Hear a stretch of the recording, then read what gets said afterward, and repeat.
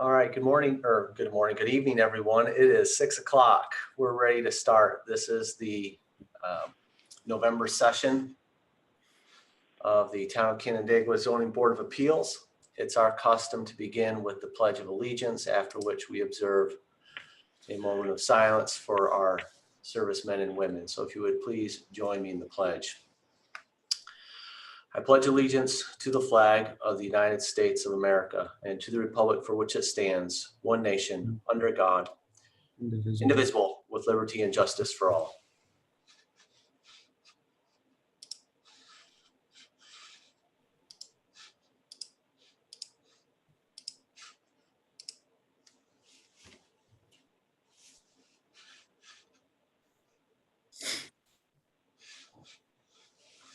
All right, thank you.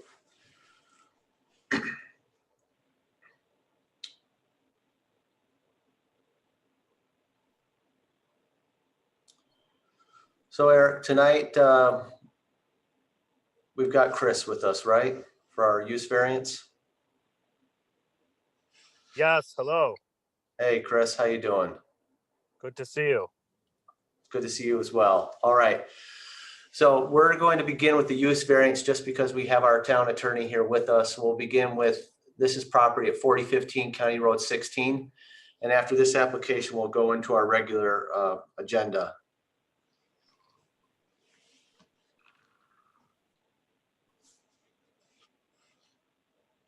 So who will be speaking for the applicant on this application? This is Wendy Mahar with Mahar Engineering representing the Sweatmans. Good evening. Go ahead, Wendy. Good evening. The property, as you know, is very unique. There are two existing buildings at the shoreline. I hope you folks have had an opportunity to go down and visit the site. It's very charming. There's a small shed and there's a small studio dwelling, which is really pretty much a single room with a little kitchen sink. It has a bathroom. It only comprises about 286 square feet for the house itself, or dwelling that it's called, per your code. And with the porch, it's about 472 square feet. As you can see further to the north, there's a little shed. That's only about 103 square feet. There was a lot of work and effort and detail put into this shoreline area. And the Sweatmans would like to keep those intact. They want to keep the dwelling. It's considered a dwelling per your code because it does have a kitchen sink and it has a bathroom. It doesn't have a bedroom or anything per se. It's merely just, like I said, a studio one room building. They just want to keep it for more of like a boathouse and facilities down near the shoreline when their family is down near the water. As you can see from the proposed site plan, we want the house up near Analinda Drive, so it would have access off of Analinda. The site itself is a little flatter towards Analinda, and then it slopes a little steeper coming down the hill. As you know, it's very heavily wooded on the lower portion of the hill. So we're gonna, not only for access, to limit the driveway length, and it worked out well with the grading for the walkout to position the house where it is. But at the end of the day, they want to put a new home to be able to enjoy on the water, but yet keep those existing structures down at the water line. There is existing lot coverage of 33% or over 30.5% at the shore. So that kind of plays into our lot coverage and our proposed variance for lot coverage at the proposed house site, but we'll get into that a little bit later. But I guess the Stetmans want to keep the lower portion and build a proposed house up near Analinda Drive. They don't intend on renting the little dwelling on the shoreline or their proposed home. They merely want to keep it for the use of their family. And like I said, for facilities down at the shoreline. I'd like to, I know there's several parcels along Westlake Road already setting precedents to have multiple dwellings. Like I said, this is very unique in that it's very small. And it just serves a nice purpose down at the shore. So I'd like to entertain any questions regarding the special use variance at this time. Well, Wendy, let me start on a use variance. You know, they are very strictly apply the requirements. We have to satisfy all of them. And looking at your materials, the first one is that there is no ability to realize a reasonable return unless you get the use variance. And the application information that's been given says no financial information is presented. Right there, I think the application is dead on arrival. Is there no evidence that you're going to submit about the inability to realize a reasonable return without a use variance? Well, there's no financial evidence, I guess. Then we can't even consider it. We have to meet that first requirement on a use variance. This is not an area variance. Mm-hmm. I guess I'm confused on what you're looking for. The law requires us to have actual financial evidence that there can be no reasonable return using the property as currently zoned unless you get the use variance. Because the use variance, we're actually changing the prescribed use that's been approved by the town board. And so the standard is much more severe than an area variance where we're maybe simply dealing with a setback or the height of a building, but the actual use has been approved by the town board. Okay. I don't know, Jim, if you want to weigh in. Yeah, on... Hi, this is Jim Sweatman here. I guess I don't understand the question. So you need my financial personal records, or I don't understand. So use variance financial evidence. I got that written down. Yeah, Mr. Sweatman, what's required is evidence that the parcel cannot realize a reasonable return unless the use is changed to allow a second dwelling. That's what your application is requesting, a second dwelling. Okay. Well, okay. Okay. So so does that mean, we can sign documents or a deed that it'll never be rented out? I have no problem with that. Is that the question? No, that's not the question. Okay. I'm not getting. I can't really give you legal advice. That's not my role. I'm just telling you what the standard is. But it's a hard burden to meet.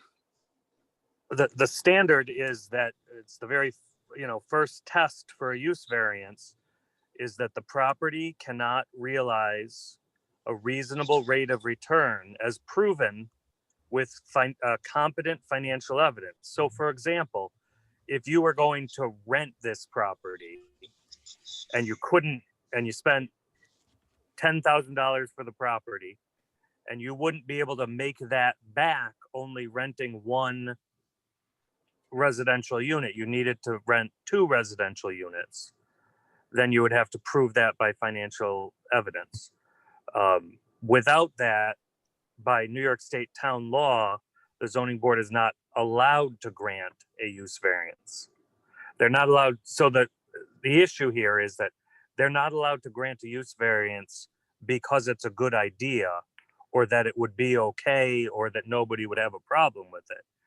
They're required to review and find competent certain financial evidence that you can't make any money on the property.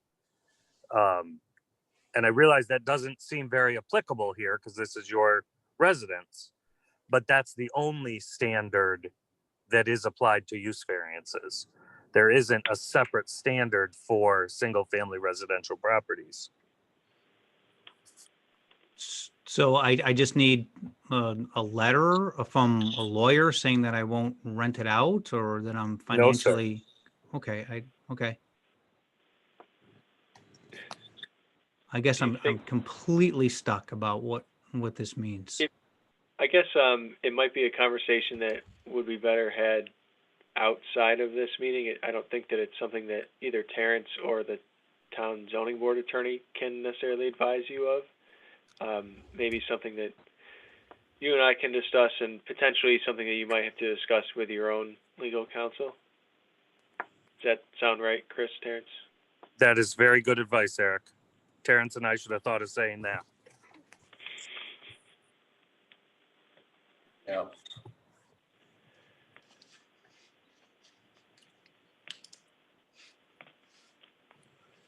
So I would make, a sort of a offer here, Mr. Sweatman. I think we can do one of two things. We can, adjourn this for a month so you can present additional information. Or you always have the option of, going forward and having us vote, but I think your better option might be the first. Or you can also withdraw the application if you felt like you wanted to just look at things with a little bit broader view. I think you've got a couple of different paths forward tonight, at least. Oh. Well, yeah, I guess I guess we'll have to get together next month, and I guess I wish personally that I just would have known, I would have had this information available for this meeting if I knew that it was going to be an issue. So, I'm an easygoing guy. If I'd known that this would have postponed everything for another month, I would have had the information. Yeah, I apologize. We did respond to these questions, and Tony, I don't know if you can pipe in and let me know when they were submitted to the town, but we misunderstood what you were requiring us to present this evening. So I think it makes sense to adjourn at this point for that portion of it. Can I add something? I had to go back. This is the first, and look at my notes. This is the first use variance that since that I've looked at since I've been on the board. So I went back to my training and everything. There are issues besides number one. Number four about self-created. The questions that are asked in my training. So this is what I would be asking you if we were going through this. What were the, for number four, whether the hardship was self-created? What were the permitted uses at the time the property was purchased by the applicant? So in other words, if you were the victim of circumstance, then something is not self-created. If you aren't, then you have trouble with number four also. So I just wanted to throw that out there. This is all on the internet, all of this stuff you can see, but you could basically look up the questions that I would be asking you, if you want to comb through that and see. But in our existence here in RZBA, a use variance is rare. Exceedingly. So this parcel now joined was two separate parcels. I'm assuming, Mr. Sweatman, you purchased it after it was combined. Is that correct? Yes, yeah, it was a one purchase that was done just about 3 months ago. Yeah, Yep. you can see there is a dashed line through the middle of the site where it was two separate parcels. Mhm. Yeah. Well, I think you've gotten good advice here, Mr. Sweatman, to get with council and work on this application. As Bob was just explaining, we've been focusing on the first requirement because that's where we start our analysis. You have to satisfy all of the requirements on this one for use variance, all four. And on that financial issue, you have to have competent financial evidence that you can't get a reasonable rate of return, and that's for every single permitted use in the district. is what the law requires. Hi, Terrence. This is Tony Tintero with Mahar Engineering. Do you mind if I just chime in just for a moment? Sure. All right, and you can hear me just fine? Yeah. All right, so the issue with respect to the use variance is that original dwelling or structure down on the lower portion of the parcel is classified as a dwelling. And within the Town of Canandaigua code, a dwelling is defined as a building or portion thereof designed or used as the living quarters for one or more families or for individuals. At that point, we had gone into the description of the interior facilities within the structure, however small it may be. And frankly, it doesn't look like there's mentioned within our code of a definition of what defines a living quarters. But it's my understanding that if we could, as another approach, we could look to reclassify this lower structure or have it reinterpreted as simply a support structure and not as a dwelling meeting the definition of the Town of Canandaigua's code in order to bypass the need for use variance, correct? Yeah, you always have the opportunity when a zoning officer makes a determination, right? You have to then either challenge the determination, or if the determination says you need variances, whether those area variances or use variances, apply for the variances as identified in the zoning law determination. So if you want to challenge the zoning law determination, that is potentially another route. But we don't have that in front of us tonight. That hasn't been done. A quick question about process, if that was the route that they pursued. Would the interpretation would have to be held one meeting, and then, you know, if variances were needed beyond that, would be held a second meeting? Because, you know, no determination would be done based on the zoning board's reinterpretation, assuming that they upheld for the... No, I think we could streamline that process. That seems unnecessarily inefficient. You know, and set it up as a if an interpretation appeal is granted, then variance application would be heard. Can I ask a question? I'm not real familiar with this. What is this?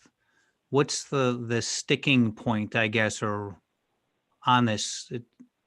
What rate of return? I don't understand what that means. Are you? Whenever I think about that, I'm a business owner. It's when you pay for something and how long it takes to get it paid for.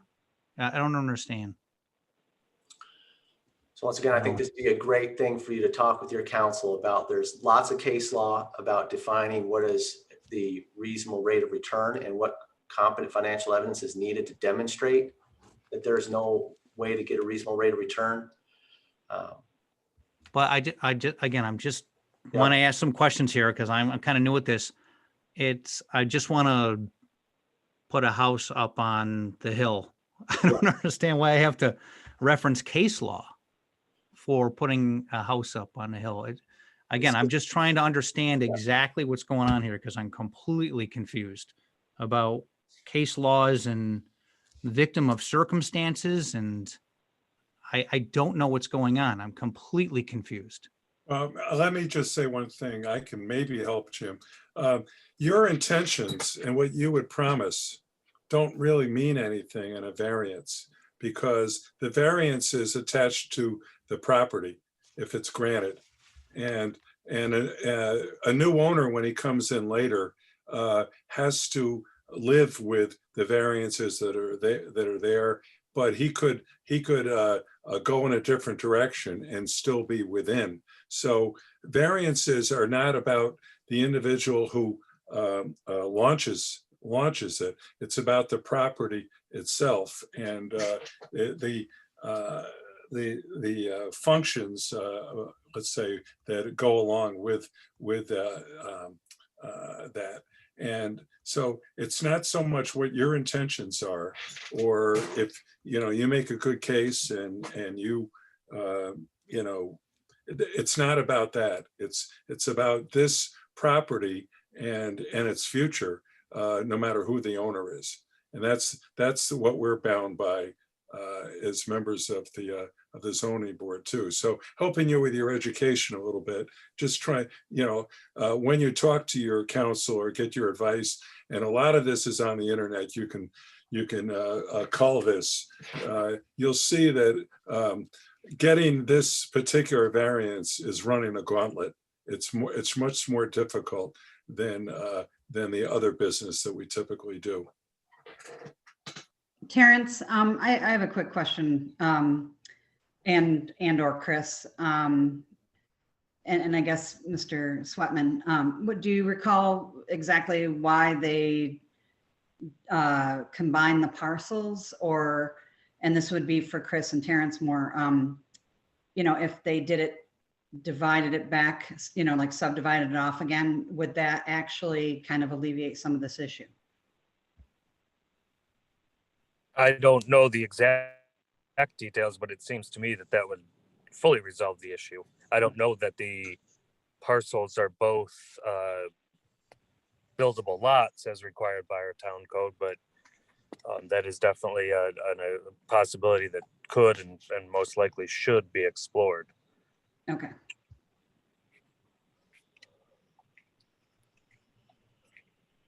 Yeah, we met with the town early on with this with Eric, and we were kind of led down a different path and misunderstood the requirements for that first requirement. So I will leave it up to you, Mr. Sweatman.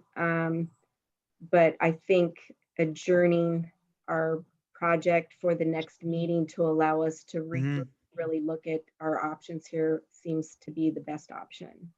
Yeah, I didn't know things were going to be this complicated. I didn't know.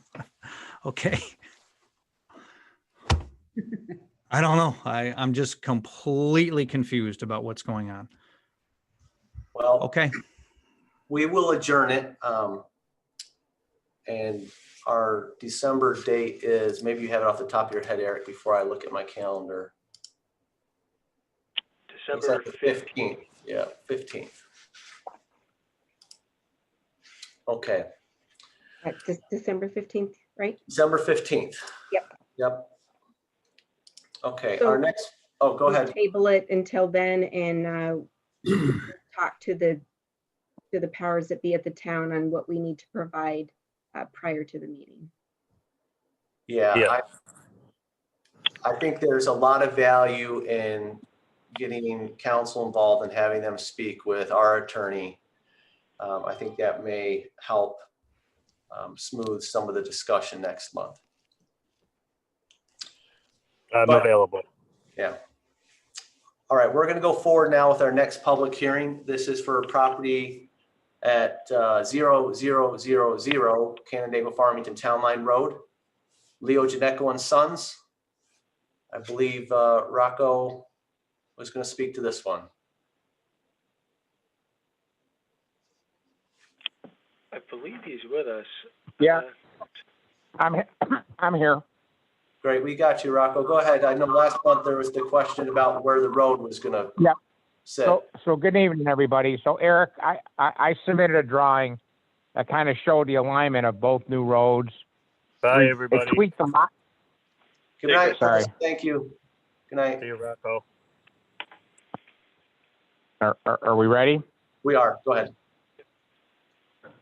So we sent the drawing in. We kind of showed everything so you could have a clearer picture of how it was going to connect. But we had to tweak the lots a little bit. But we curved the road in, came in on a right angle, created some green space at the intersection. I think it turned out real nice, and I appreciate the input from last month's meeting because it certainly did help. The ultimate end product. So I don't know if Eric, if you have that drawing there or. He's got it on our screen, Rocco. Okay. How is that? That's kind of what we talked about, right? Yeah, so I'm trying to remember last version, the prior version was 3 new lots, right? And it looks like it's been called down to only 2. 2, yeah. Okay. and it had a hammerhead. Yeah, And of course, now it doesn't have a hammerhead. Now it's going to just kind of curve and perpendicular intersect into that new road that they're building. This is the one from last month. oh, so it was only two lots? Originally, Terrence, it was 3 originally, and then somehow we cut it back because I know we had 3. We cut it back to 2 with a hammerhead, and then we had a discussion last month about cleaning up the approach to the new road. So Okay.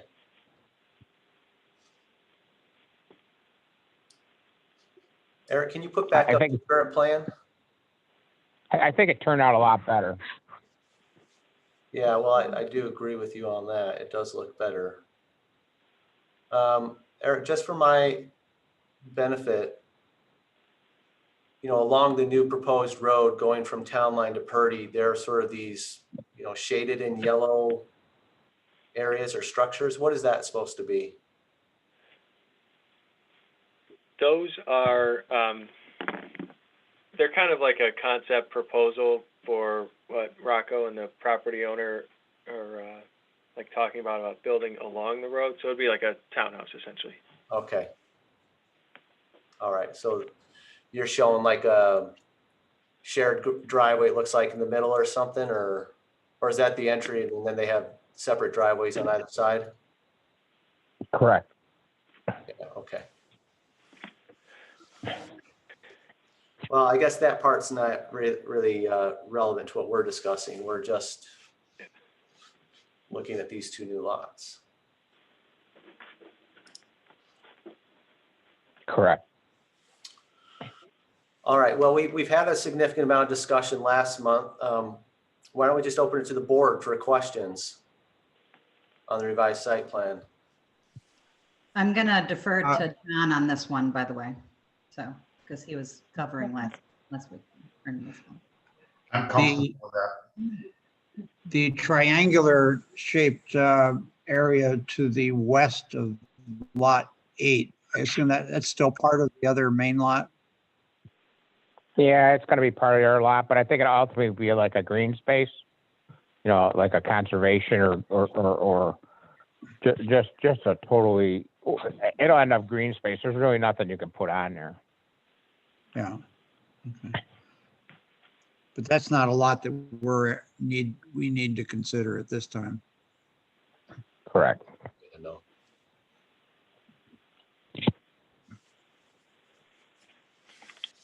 Okay.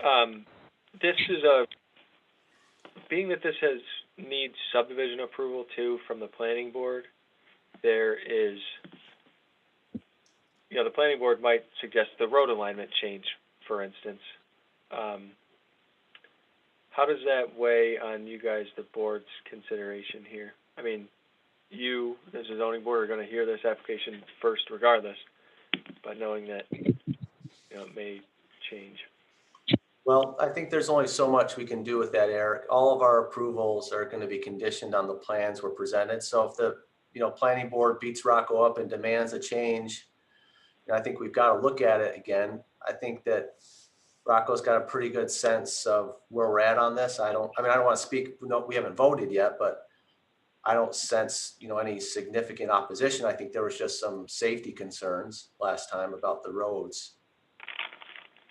So, maybe they've got to come back, but we can only vote on the plan we're given. I can't, vote on something that we haven't seen.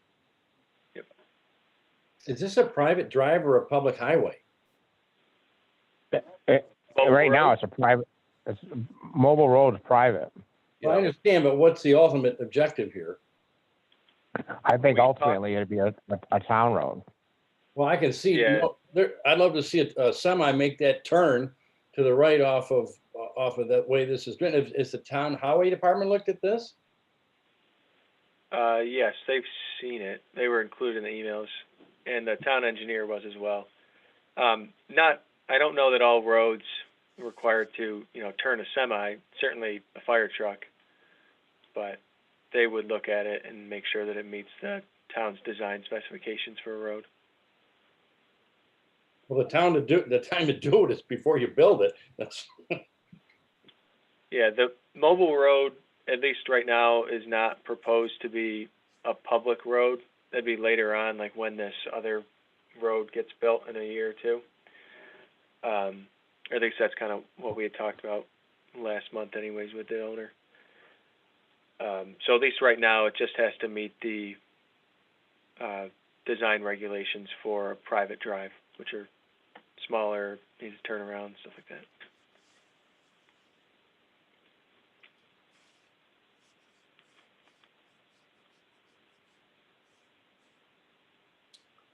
What other questions from the board before I open it to the public?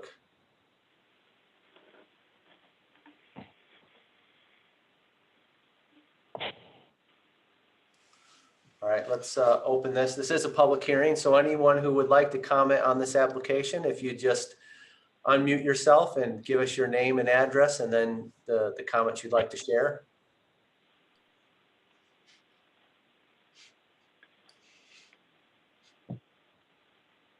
All right, I'm not seeing any takers or anyone raising their hand. So, Rocco, anything you want to, anything? No, I mean, I think we're good. I mean, just to talk about that turning radius, we control the land to the south of Mobile Road, so we certainly could make that work. You know what I'm saying? The key now is to get these two homes put in there. So, yeah. So I think your guidance last month helped us make it better, and we hope we can get a positive vote tonight. Okay. Any further comment or question or discussion from the board before we move to close?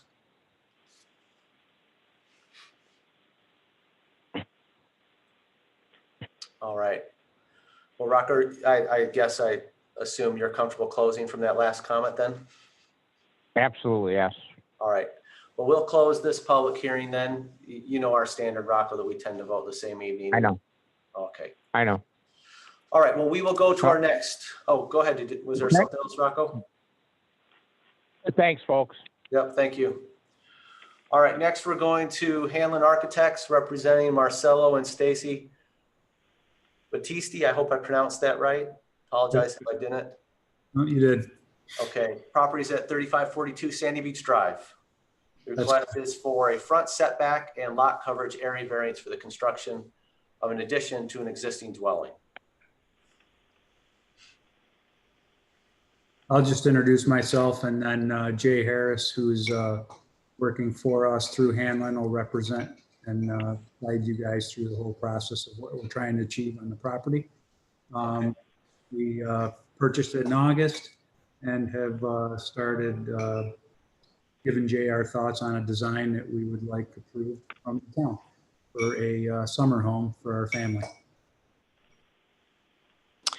So this is Jay Harris Maxwell, and right now the existing cottage that's there it's a single-story home. It's got a first floor master bedroom, and then it has a loft space with 2 loft bedrooms above that are really kind of small and not usable.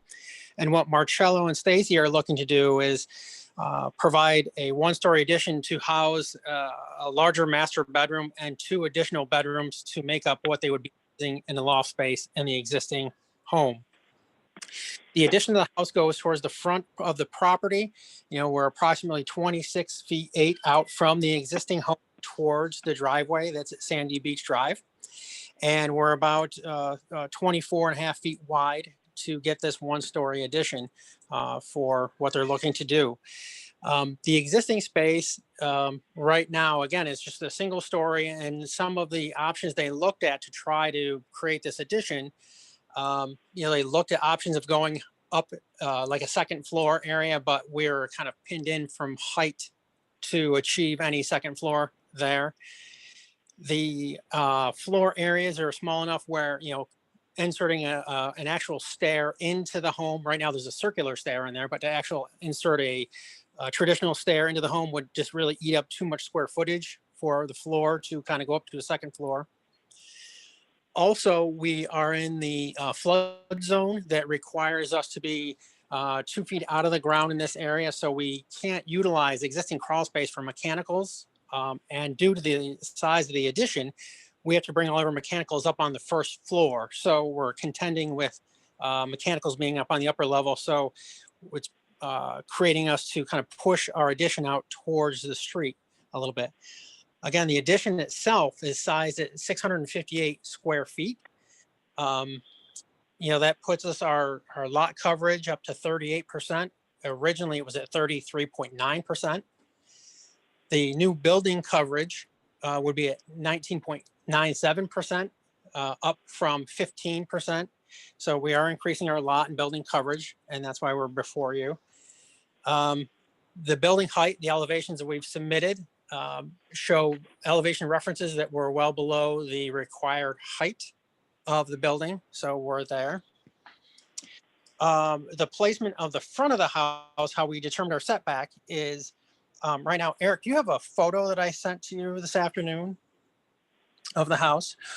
What Marcello has done is he's kind of developed a range line, almost a pinpoint from one house to the other. He kind of connected the dots to make a straight line from the adjacent properties. And we're about 1.5 feet back from the face of the addition, the neighboring properties. So we're kind of staying in context with the neighborhood. The picture that's shown there, I'm only seeing a little bit of my phone, but it just has that cottage appeal, that first story cottage appeal of the existing, and Marcello and Stacy are keeping that same style home. Same kind of, just a small cottage, single story cottage. So we're kind of replicating or keeping the same intent of the design there. The grading is relatively flat. So we're, again, average grade is what's there. We're 2.5 feet below the floor line. So we're keeping that the same. I think right now that kind of concludes my presentation. I can answer questions anybody has, or we can go over additional details. Or Marcello, if there's anything else you want to add. No, I think we pretty much covered it. I mean, it's 900 square feet that is current, and to make it work for our family, you're just adding a couple bedrooms so we could spend our summers there.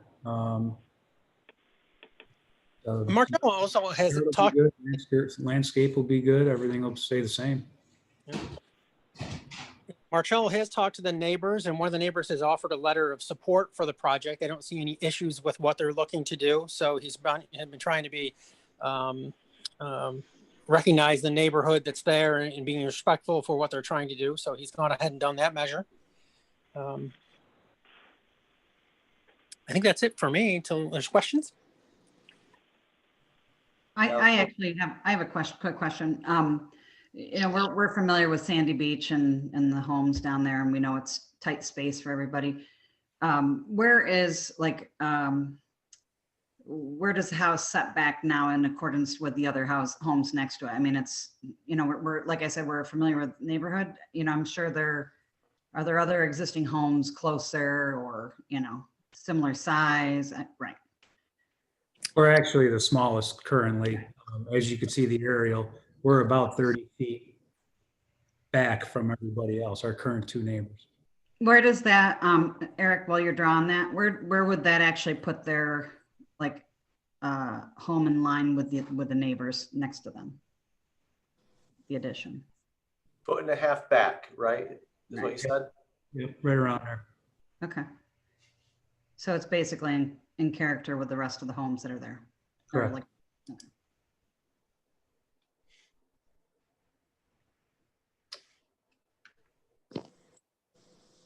What are other questions on this one?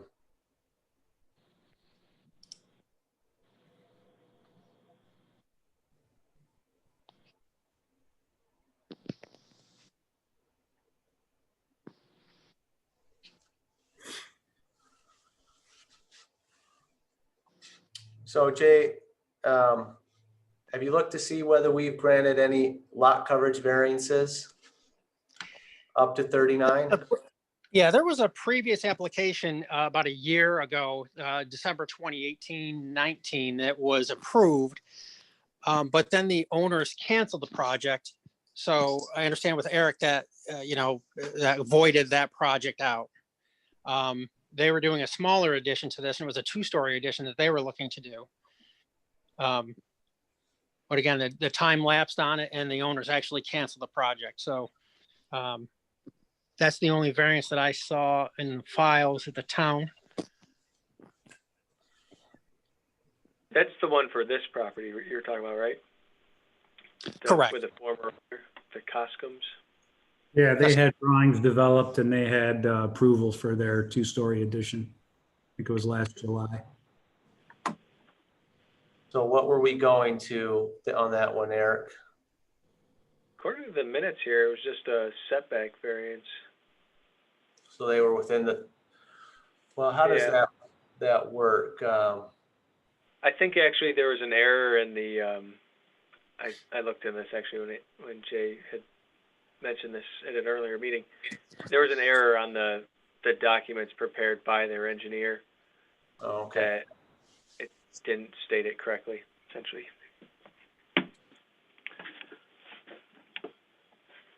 I mean, in these neighborhoods, we generally look pretty strictly at the lot coverage requirements. The town, and Eric can give probably a better estimate on the date, but several years ago revised the lot coverage numbers to track the size of the lots. And so this lot does get a larger number at 30%, but going up to 38 is a pretty significant increase. I agree that the setback issue looks like it probably wouldn't change the character of the neighborhood.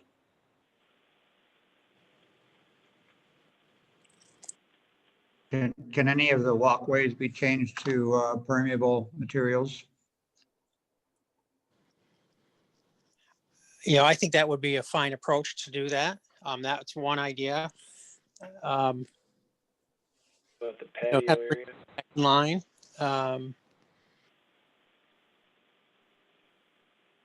Again, one of the things we were looking at too, again, it's, in this flood zone, we're tied to, as we're adding mechanicals to the house, we're now not able to use a crawl space.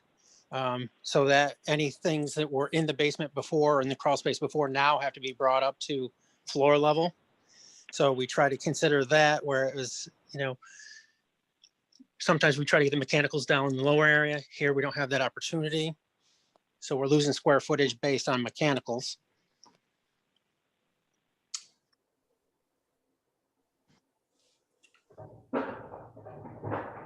Why don't we take a moment and open this and just see if there's any comment or question on this application from anyone in the audience.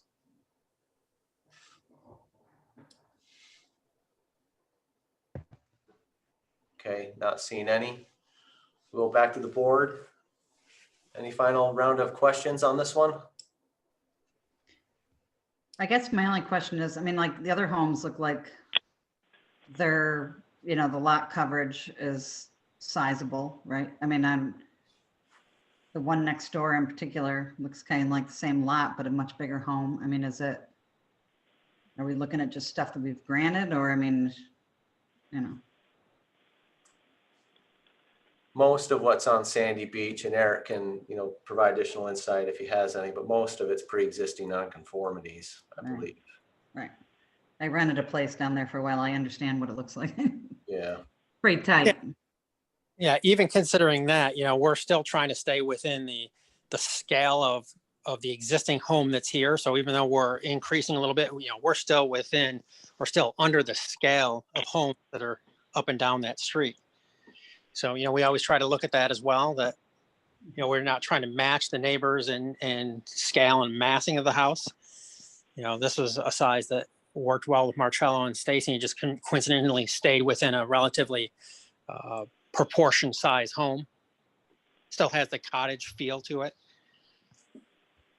And Eric, you said there was nothing, we haven't granted any other variances for lot coverage in that area? Or, I mean, what's, I don't know about that. It wouldn't surprise me if we had, I just said that this one, I believe when they came in for the addition, right? maybe it was the garage, didn't include the correct lot coverage calculation, so no variance is granted at that point. I would think that if you actually calculated or got a rough estimate of the lot coverage for these different lots, especially this one that's pretty much all parking or driveway, the one just adjacent or the one just to the south, it's probably quite a bit higher than what's allowed, but not having that number in front of me, I'm not sure. Certainly seems like a lot of these are probably over what it is. That would be helpful to know those things, maybe.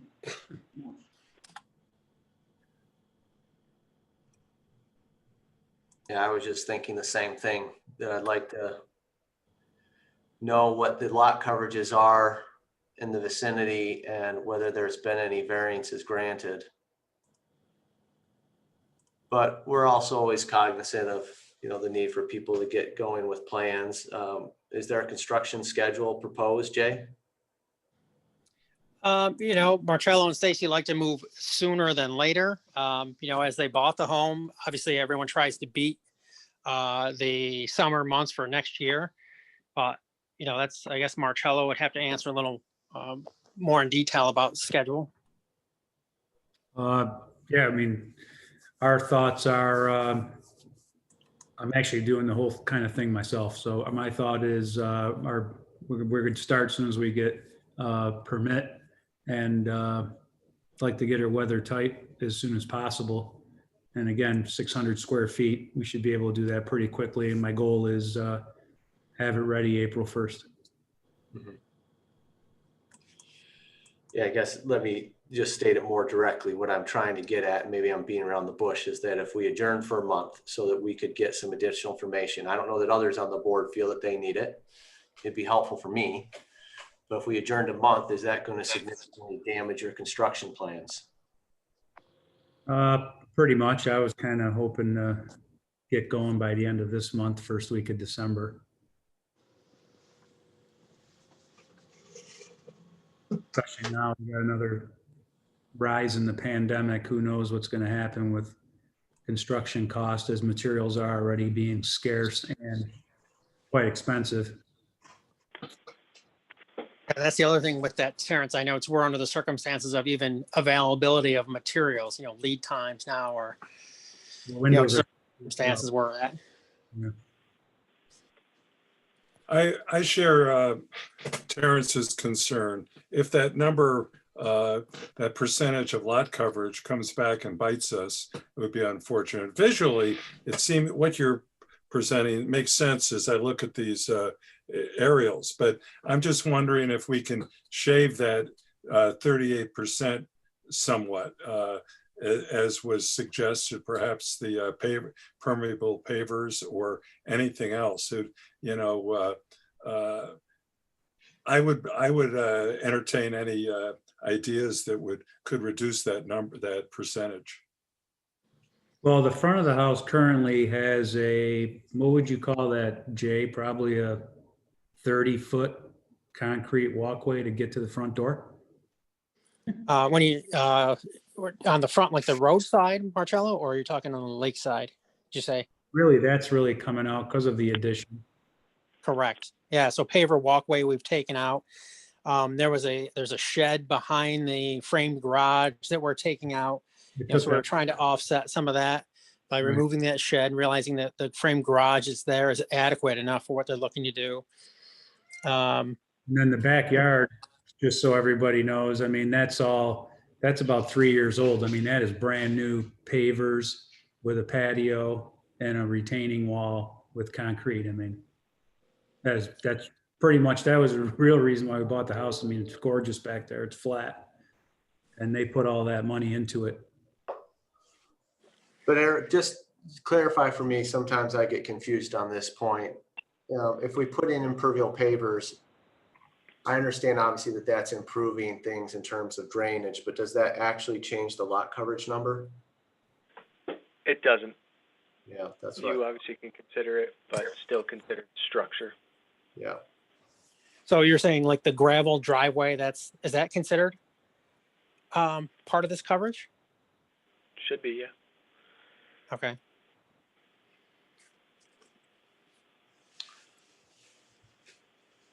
So we always like impervious pavers, you know, those are good. I just want to make sure we're all clear. It doesn't change the actual number of the variance that would be needed. Well, Right. Same thing with the gravel driveway. Obviously, we always see that, that can, have some drainage quality to it. But again, we know that's not how it's looked at. yeah, Yeah, because again, that driveway is, 1,300 square feet, which,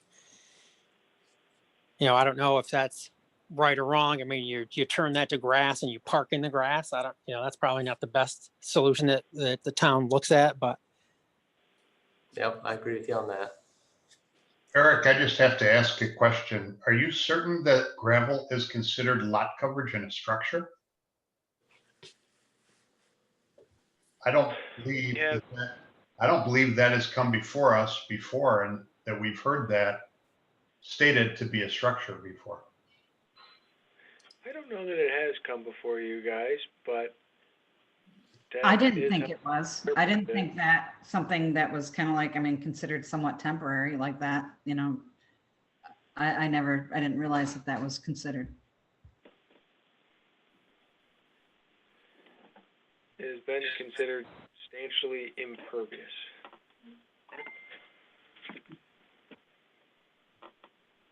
Gravel can be found as in its natural state in someone's backyard. So I don't see where that is considered to be an impervious surface. Is there anything by definition that says that, Eric? No, I don't believe so. So you're just taking it from this, that gravel is an impervious surface? And you're classifying gravel as being a structure? Well, actually, in that paragraph that you just had, Erica said something that's considered permanent, which, is gravel permanent, really?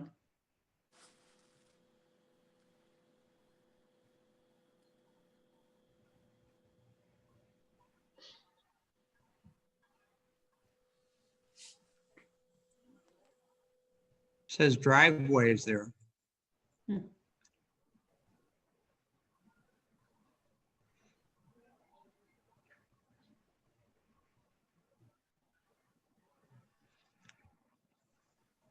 Yeah, because right now we have the gravel driveway as well going to the frame garage. And that's a heavier stone. Obviously, there's no water holding in that area. It's I am still questioning the determination that gravel is an impervious system or an impervious surface. I have to challenge that because gravel is a natural product. It's a product that can be found in someone's front yard or backyard. And if we're considering gravel to be an impervious system or surface, I got to see that more than just this line of this paragraph here, because it's absurd. Yeah, I mean, I kind of think it's pretty obvious the other way, but I mean, I guess reasonable minds can differ. The definition says a driveway. It's a driveway. It doesn't say it has to be paved, but I guess at this point, we've got the application, we've got a zoning law determination based on this lot coverage. I think for the applicant, the decision you need to make is, do you want us to vote tonight, or do you want to give us some additional information on what the lot coverages are in the area and whether there's been any other variances? Well, I do have a question for that. And I know it's always one of those things that we've kind of deal with is if we hold for a month to get you that additional information, would we, as far as a time saver, would we be able to go to the planning board and have them review the job? And if it's approved, do it on a contingency based on the materials that are followed up on this project? The planning board rules of procedure state that they won't hear an application if it requires variances before the zoning board makes a decision. So they wouldn't hear it until January since there's no second meeting in December. Yeah, so we're losing there too, so. From a practical matter, what he's trying to do here is not out of the realm of the neighborhood, but at all. He wants to build a bigger place, and considering he's got 600 square feet, and from a visual standpoint, looking up the line, there's no question in my mind that every one of these is at least 38%, as far as the lot coverage. But I understand, I don't know that it serves him or the board that well to postpone it a month. And I do agree with John on the gravel thing, unless somebody's put a base board underneath there that becomes impermeable to penetration from water. But I don't see what he can change that well to alter what he's trying to do. He certainly isn't going to change the front yard. That's why he bought the place, and I've seen it. I agree.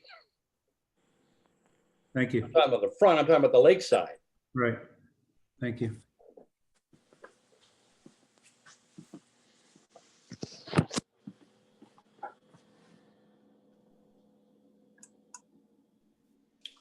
Well, what would the applicant like to do? I would like to get things rolling with your blessing, with the board's blessing. Hold on one second. I think it's probably a good idea to pull up the county minutes to see whether they recommended denial, because that could also play a role here.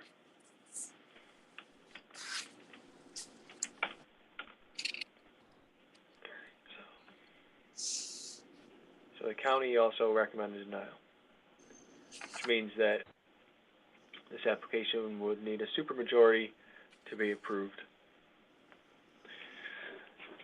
So 4 out of 5 of the members voting.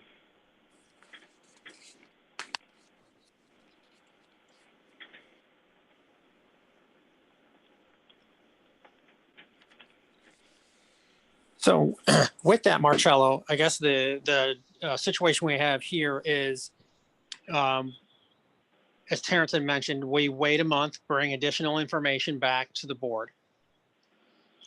Or if we stay as the submission is and it's voted, if a member or two are against it and deny it, then it really scraps the project for a year, or unless you substantially change your proposal.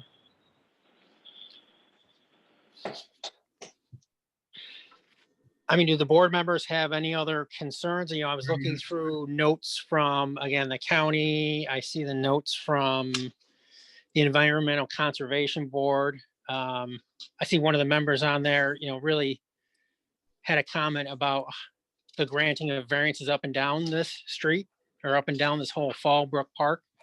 I know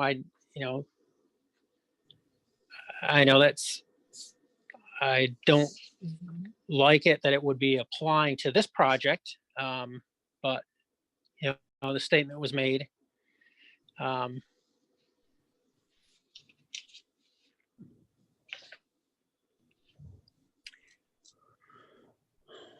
So I mean, I guess Marcello, it's we can ask the board to vote and hope they see that we've got a decent project, or we wait and provide additional information. Well, I would like to see a vote, I guess. All right, well then we will close this application, and it's our custom to vote the same evening that we hear applications, but we do have 62 days to render a decision. And you're more than welcome to hang around and listen to our deliberations when we conclude our public hearings. Terrence, when you say that 60 days to render the final, I mean, does that give us a window to give you the information you're looking for? Or does that not apply? I appreciate the question, but it doesn't apply. And the reason is because we can only receive information during the public hearing portion. Once we close the public hearing, we can't receive new information.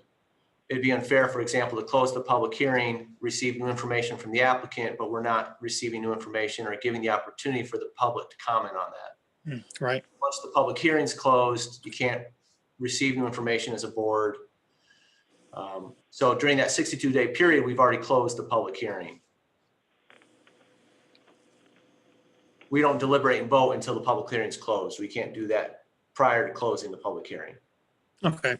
Terrence, should, do we want to maybe allow them to have a conversation offline real quick while we move on to the next case, give you a little bit of time to talk about it? Or, I mean, it's, I'm just trying to, help to not put him, Mr.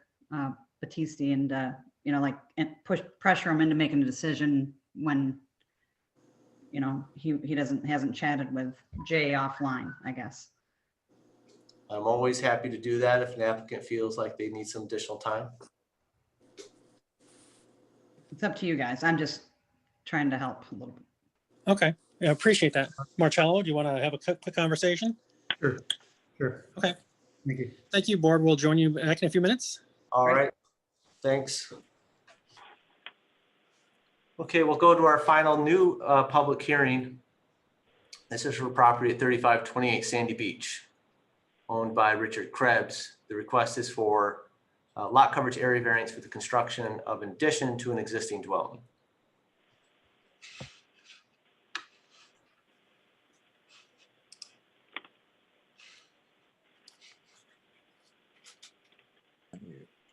Hi. Good evening. Good evening. Yeah, we're requesting a variance, an area variance to add a small deck onto the front of the house.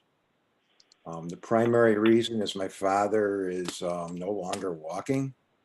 He's in his 90s and he's bound to a scooter. And myself as well, I was laid up for half of last month. All my lumbar discs are bulged and I've got 2 bad discs in my neck. So at 62,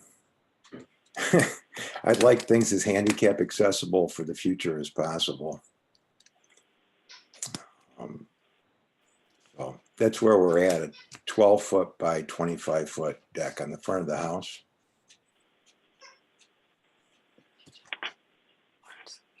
Okay.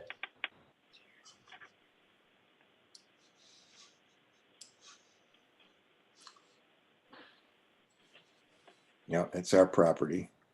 It's a very modest house at 1,200 square feet, and we've got a small parking area in the back.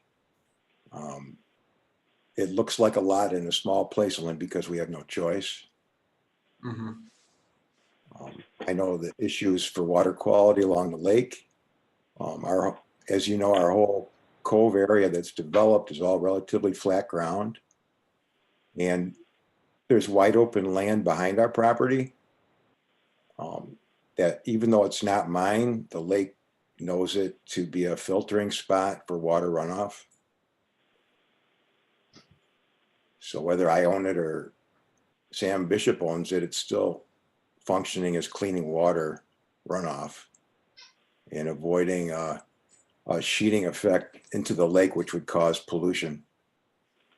So I think we have in that way, we have a nice area, even though we are fairly low. I'd say probably 80 or 90% of the land around the lake is rather steep and has problems with runoff, whereas we don't.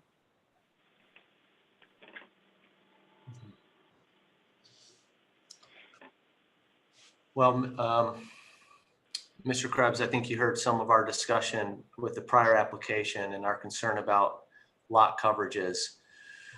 Are you aware of any variances we've granted in the neighborhood? Your lot is smaller, so you get some additional lot coverage up to 40%. The last applicant was only at 30%. You aware of any variances we've given? To be honest with you, I haven't paid much attention to it. I think there was a new home 4 doors or so to the north of me that I think he had some patio space put in or whatnot. I think he had a variance a couple months ago. Might have been during the summer, but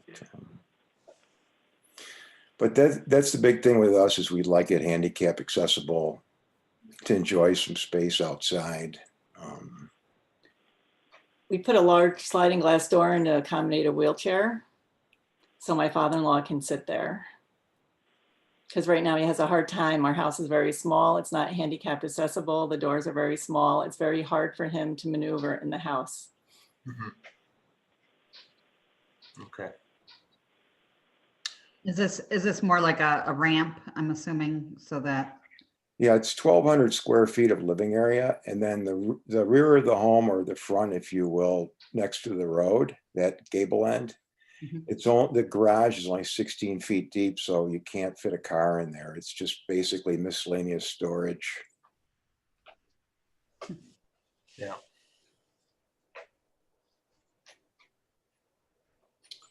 Eric, you recall any variances in this neighborhood for lot coverage? I don't.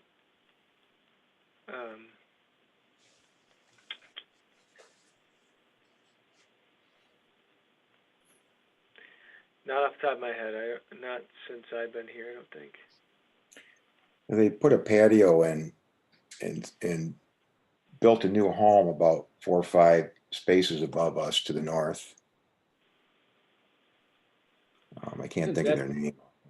Isn't that the one where they were working in the north and they had the door built in there and then they had to come around with when we gave a variance so they could put a patio in the front or on the lakeside. Right. And they did a walkway down with a ramp on the north side of the house. Right. I think that one, I don't think that one needed lot size variances. As I recall, I think that was just setback variances. Okay.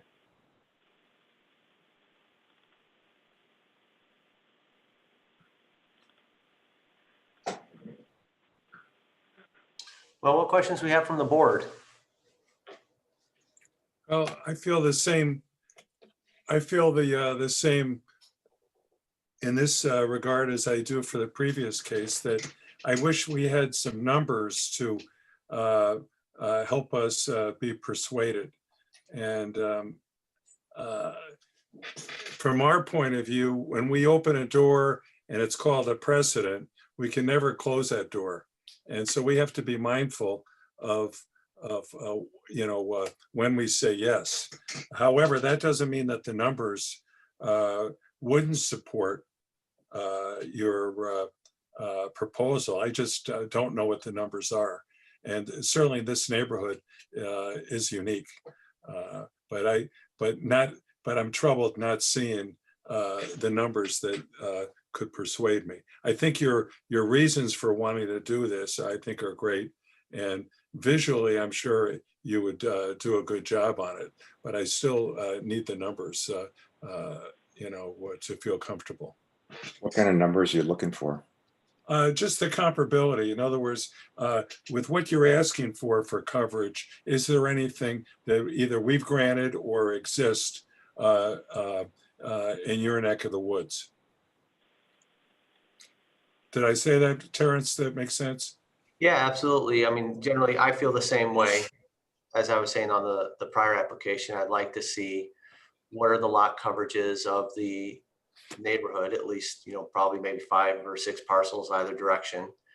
And what have we done with, if anything, with variances for lot coverage in the neighborhood? And the reason why I ask that is, I'm not trying to be belligerent or make things difficult. I certainly understand 100% why you want the deck, and I think it's all good reasons.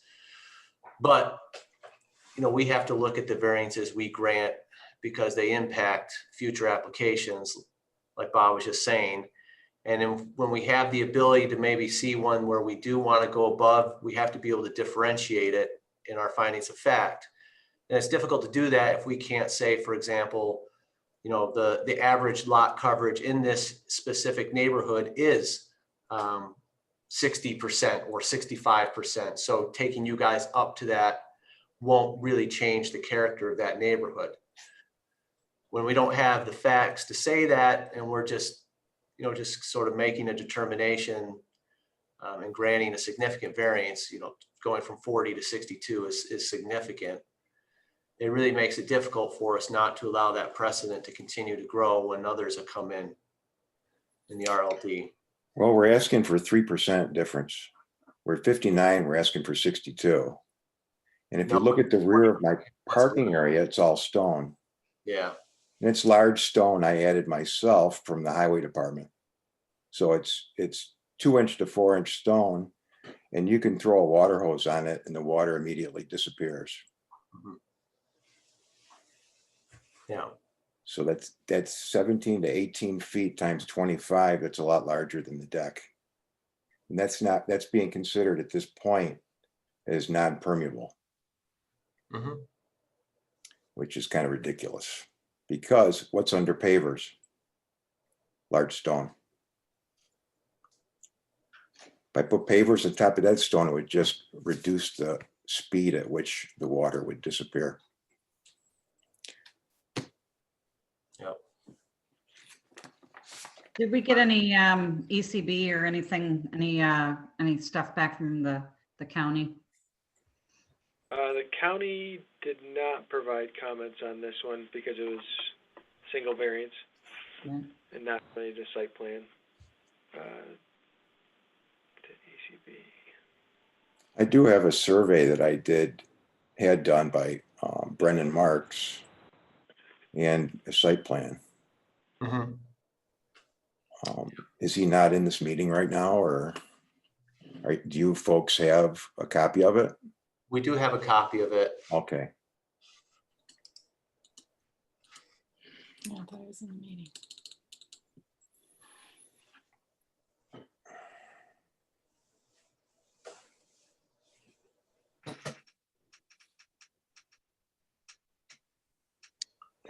Well, any other questions from the board? All right. So for the applicants, the same question that we've put to other applicants tonight. Are you comfortable closing your application? I want to know what else you want. I mean, do we have to go to every other neighbor and have a variance made of their house and their property? Is that what you're asking? No, you're saying a survey done? Yeah, I don't know how we would ever give you information about. I think historically you could probably look up in your records or the town's records who's at variances and what percentage coverage that was, but we have an extremely small property. And I've tried buying some land behind me and off to one side, and both neighbors declined. There's not much I can do. We've been here since 1982. Yeah. And never changed anything. It's been the same footprint always. In fact, I decreased the roof size this year. I took the porch roof off. It sat on the north eave wall at the side entrance. I think that was 6 by 8 or whatever the porch size is. Yeah. I think that, we at the town hall would try to help as best we can anyways with, if you'd help looking through the other files of neighboring properties to see what had been permitted to try to get a calculation outside of a actual survey. I don't think you're going to have exact numbers for the neighborhood. But you can try to get an estimate of what's surrounding. They're different properties with different circumstances. Yeah, sure. So, I mean, it's to me, it's kind of a moot point. I mean, wherever you go, I mean, there's humongous homes on properties not larger, much larger than mine. And they park, like in the Fallbrook area, they park on land that's actually owned by the country club. Yeah, the property between 3317 and 3310 on Fallbrook. The building is huge that they're building right now. I don't know what the variance is there with open space, but it is very tight. Yeah, there was another home up that way too, like maybe half a dozen south of the country club that also built quite close to the lake and used most of their property. But they don't have anything on the other side of the road, so these people must have gone before the zoning review board for these developments. I don't know. A lot of them have, some of them haven't. I know some of these up in 3312 is being built right now. Yep. There was a pool there taken away. The building goes side to side full. Yeah, the zoning board or the planning board, in many cases, both have seen these applications before. I think that it's fair to bring it up to the zoning board. I don't know if the zoning board considers that in the neighborhood, but certainly there are variances that have been granted in the past for lot coverage along the east side of the lake. It's my walk every day. I mean, I don't see what further information we could provide that would really make a relevant difference in our request. So I would just assume you vote and give us your blessing tonight, if you could. All right, we will close then and vote this evening on this application. Thank you. All right, let's go back. See Jay there. Jay? Yeah, Terrence, I'm here. Thank you. Thank you for giving us some time to talk about it. Marcello and I do want to proceed with closing this project tonight and have you vote on it. And we hope you take into account the merits of this project. I know a lot of times you're asking for there's other variances in the neighborhood. But looking at some of the aerials we have on here, whether they've had variances or not, we're still, in context of our own property and scale of the home, we're under scale of what the neighboring properties are. Neighboring properties also have paved driveways. We have the gravel driveway, which there seems to be a question on whether that's impervious or not. And so we just want to have it go based on the merits of this project, considering that we've taken the shed away, we're in the zoning, the flood zones. We're trying to, just trying to do a minimal addition here. So with that, we just hope there's consideration towards this project alone, and see what you can do. All right, well, we will consider that application closed as well. Now we'll begin our deliberations. Let's start in the order they were heard. Farmington Town Line Road.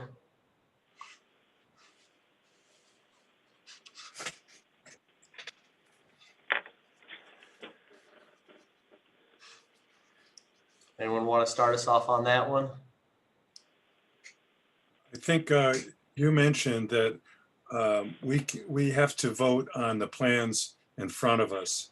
So there is a possibility, based on what Rocco said, that there could be changes after tonight. And as long as, I agree with what you said, Terrence, we can only vote on the plans that are in front of us.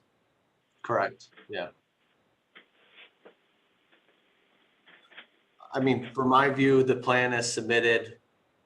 I don't really have any concern with it. I think the 2 additional lots match generally with the other dimensions of the mobile home lots on Mobile Road. That's what it's there for. It's keeping in character with that neighborhood. I think that they address some safety concerns that I had, maybe not for everyone.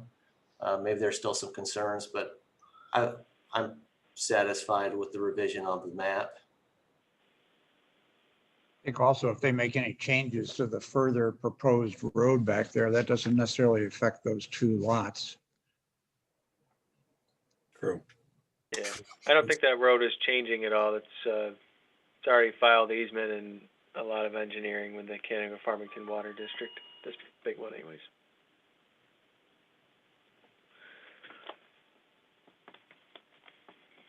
Well, if the town's happy with the road, then so be it. I'm just saying, to me, the cart's before the horse if they are gonna change it, but if they're not, and the lots, and I agree with Chip, the lots aren't gonna change substantially one way or another anyway. So I don't disagree with you at all, Terrence. And it certainly fits the character of the neighborhood. Yeah. Well, unless anyone has any other thoughts, are we comfortable calling this?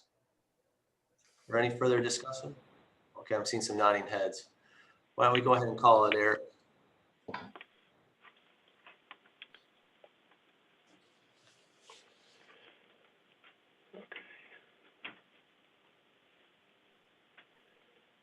So it's for the Jacko and Sons at 0000 Canandaigua Farmington Town Line Road. Do you want me to take one vote? Do you want me to take one vote on them all, or do them individually? No, I would appreciate one vote on the group, unless somebody feels really strongly they want to vote on them one at a time. Okay. Okay. Then I will read them all once. Or I'll read them all and then you vote. So the applicant is requesting an area variance to allow a 130-foot lot width for lot 7, when 200-foot lot width is required in the AR2 zoning district. Shall the applicant be granted a 70-foot lot width area variance? The applicant is also requesting an area variance to allow a 75-foot lot width for lot 8, when 200-foot lot width is required in the AR2 zoning district. Shall the applicant be granted a 100-foot lot width area variance? Excuse me, that's incorrect. It should be 125.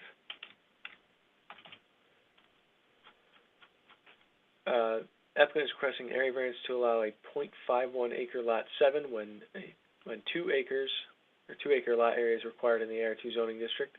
Shall the applicant be granted a 1.49 acre lot area variance?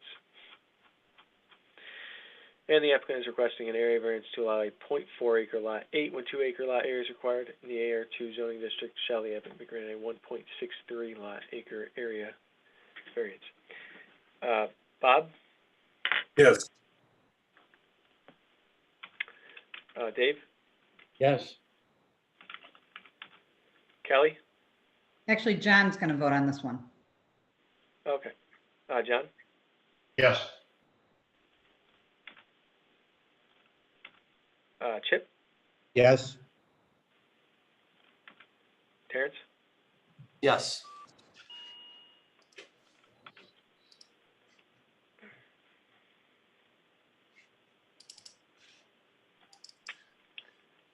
Okay.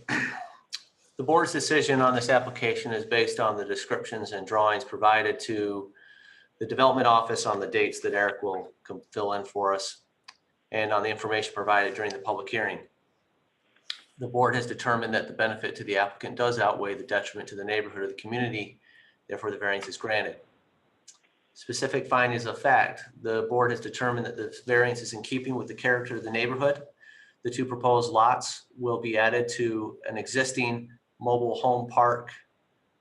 How many units are in it right now, Eric? 7? I forget from the map. Sorry, I'm pressing the wrong buttons here. Well, just reference however many numbers there are. I just want the number of units that are currently there, and we're just only adding 2 is what I want to say.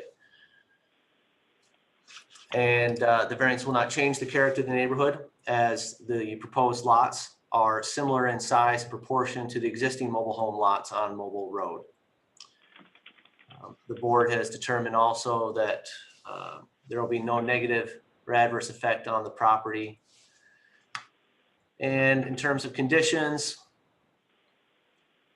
we'll put the 2 standard conditions, which is the variance granted specific to the most recent plan submitted to the ZBA, and any change in the plan shall validate the variance. And then secondly, the variance is conditioned on building permits being issued within 1 year of the date the variance is granted.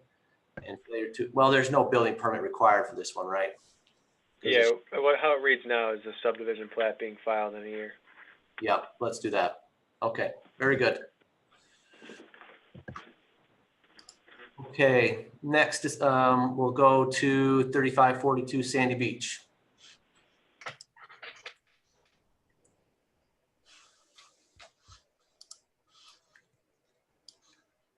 Anyone want to start us off on this one? I will. How's that? I'll take the hard one. Go ahead, Kelly.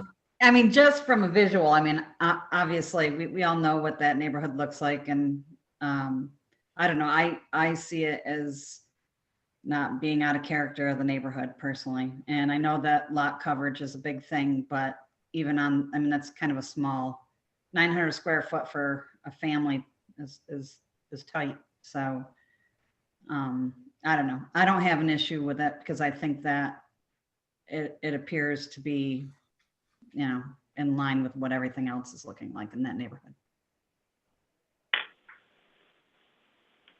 I would agree with Kelly on this one. I think you got 3 tracks, Fallbrook, Poplar, and Sandy Beach that are in a realm of their own. I think he could spend a lot of time, and Eric could spend a lot of time to help him and come up with measurements, but I don't think he's that far off the mark here. And anybody who thinks a gravel driveway is permanent should drive by and drive up mine. Yeah, and if you leave it, grass will grow in it, right? I'm still of the opinion that I'm more comfortable with numbers in front of me, and well, I agree with what you said about the visual, with what all of you said. I'm still not feeling good about not having the numbers. I'm concerned about precedents, and I know when people do their research and come in, for me, it's much smoother. Eric, do you, when people come in to file, like submit an application, I know you go through this, and I know we've talked about it. Do you actually tell them to go and find, you know, similar requests, or is that something, you know?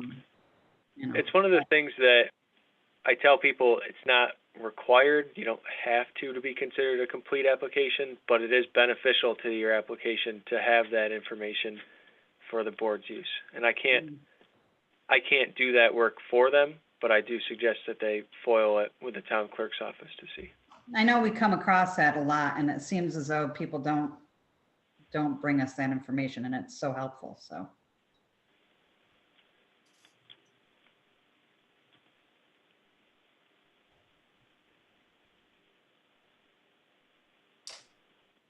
Chip, any thoughts on this one?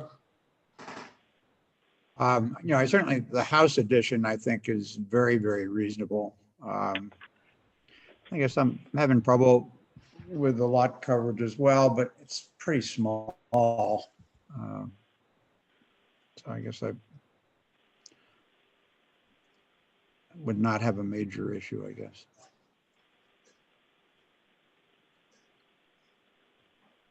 That leaves you, Terrence. Yeah, I think you guys know where I'm at on this one. I said earlier, I could probably be of the mind to vote to approve this one if I felt like I had sufficient facts to be able to fashion a decision that could be differentiated from other parcels.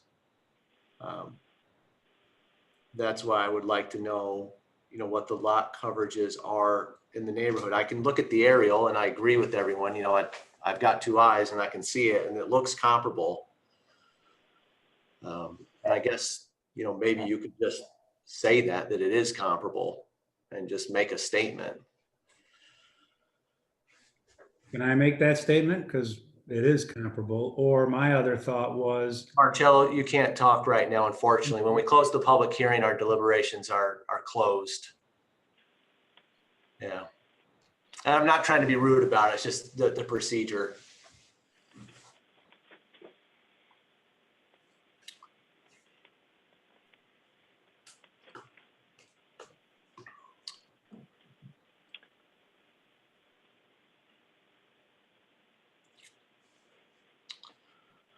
Well, do we want to beat it around a little bit more, talk about it, or people want to vote? Can I just ask again, what's the number? How close are we on this? It's 30% allowed, 38% is the request. Or are you asking what is existing? No, I think that's really what I'm looking for. And I just, after everything's been taken out, the shed is gone and because Does that actually include all the removal of that stuff, or have they calculated an end? Do we know? No, what Jay said is that those things were removed to reduce it down to 38%. If I understood correctly, and maybe I didn't. Eric, you've got the numbers there. Was it showing? They're removed. Yeah, okay. Well, I'm just, another question I would have for Eric.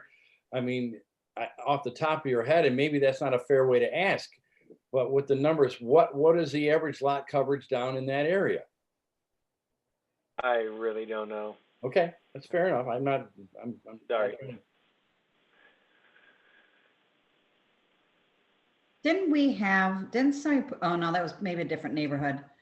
It was a different neighborhood. Somebody compiled the list for us, which was pretty nice, but. Yeah. That was up Again- at Poplar Beach, I think. Yeah, it was like over Menteith, yeah. I think though their list included some items from Fallbrook, maybe also Sandy Beach. But, you know, with lot coverage especially, it's only a code section 4 years old, 5 years old now. There's not a ton of cases for it.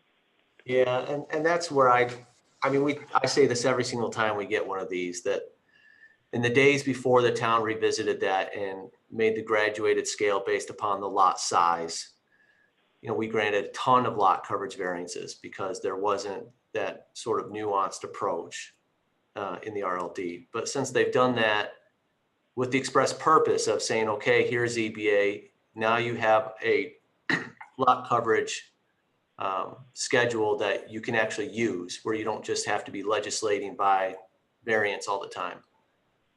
I've at least tried to stay pretty close to that and not go beyond what they've done. But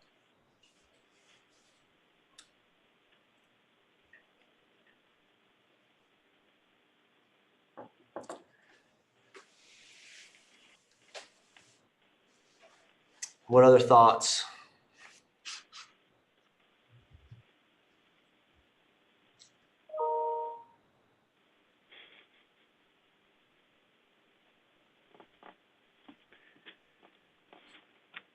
I don't know if everyone is aware, but we did receive a letter from the neighbor yesterday, which is part of the public record, but yeah, the neighbor to the, no objection.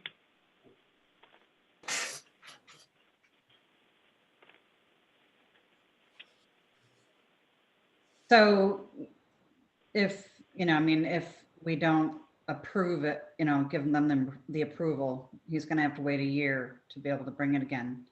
What would constitute a substantially different application, for this? I mean, he doesn't have a lot of wiggle room for moving things around. I mean, In the past, I believe it's somewhat been left up to the zoning board. If it's exactly the same, I'll tell them that, but I don't think it's necessarily my determination to make whether it's substantial. right. So I generally direct them to come to the board. There's a couple of factors for them to try to justify it on. I think it's kind of your general health, safety, general welfare stuff. And then the board would have to make a motion and I believe approve unanimously to reopen the public hearing or to rehear it at the next month. Yeah, I vaguely remember we did one of them before. Okay. All right. Yeah, I believe it's a matter of town law, right, Eric? I think it's like 267 or something. Yeah. Let me look it up real quick.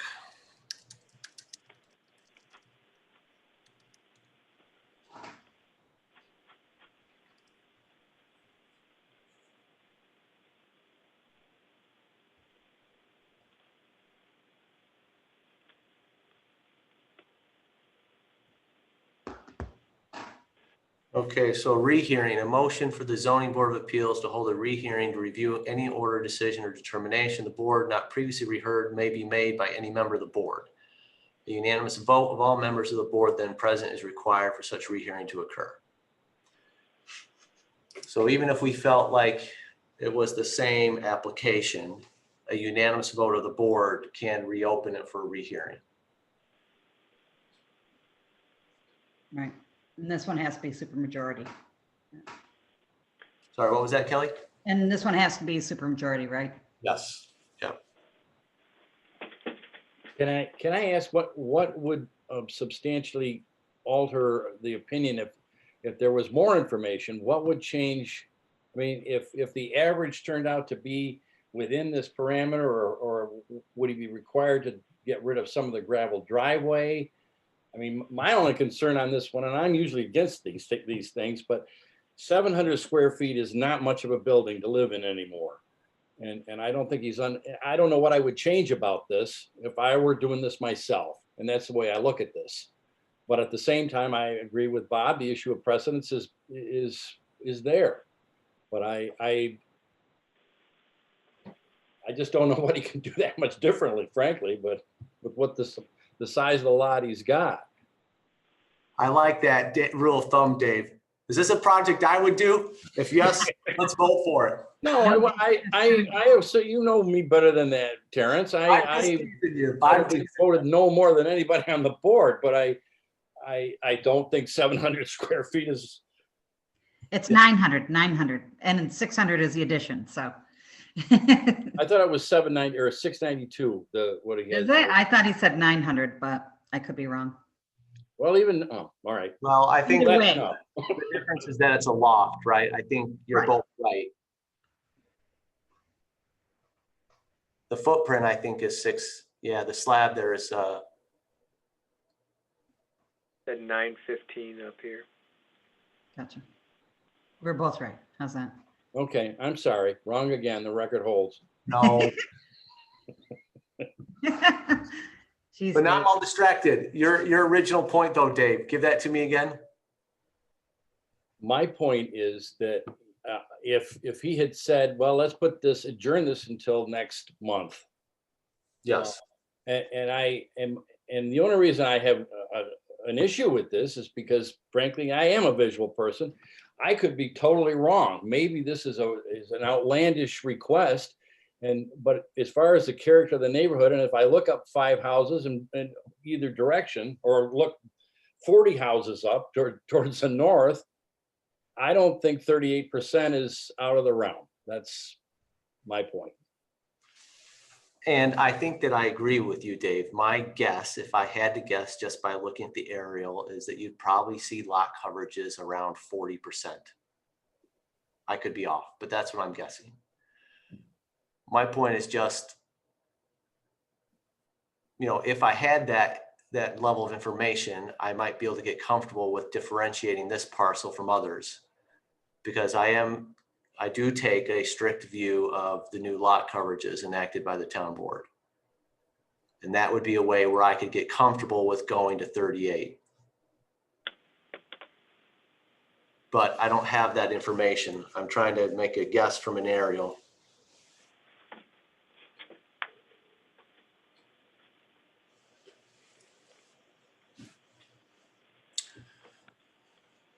But Eric, I think we should probably call this one, unless people still would like to discuss. Do you think there's any benefit to going through specifically the 5 test questions? Yep, they're always there on my mind, but let's go through them.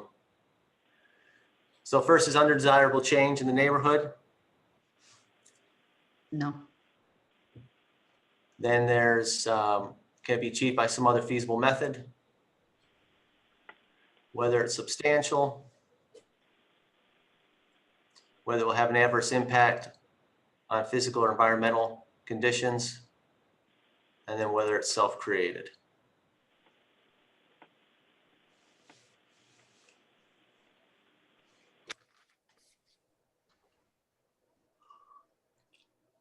I mean, the only question is if you think it's substantial. think Because you I can think, balance together. Well, you see, I don't only look at the substantial piece. I think there's potential impacts on the character of the neighborhood. That's where the precedent part comes in when you start granting lot variances. no, I understand that, but I mean, I'm sorry, I'm jumping ahead because to me, it doesn't alter the character of the neighborhood. In this case, I think of the five, the biggest question would be the, you know, the issue of precedence, what Bob raised and what you're thinking about. That's, I'm not trying to put words in your mouth by any means, but it's, if you go through the five, to me, it doesn't change my goal. But Well, I think in the end, the overall question is if we had more information, everybody'd be more comfortable. Yeah, I regret the timing of this, and I recognize the petitioner is caught in a bind, but I feel like I'm in a bind too, because I'm rooting for him. If I had some numbers to squeeze, maybe I could come up with a yes, but I don't. And if I felt comfortable that we weren't pushing forward with too much of a precedent, I feel much more comfortable.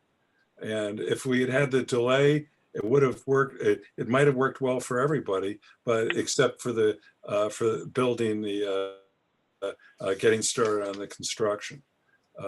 And again, we'll never know on that. But I just feel that for me, what I have in front of me is incomplete. I have some questions. I have more questions than answers.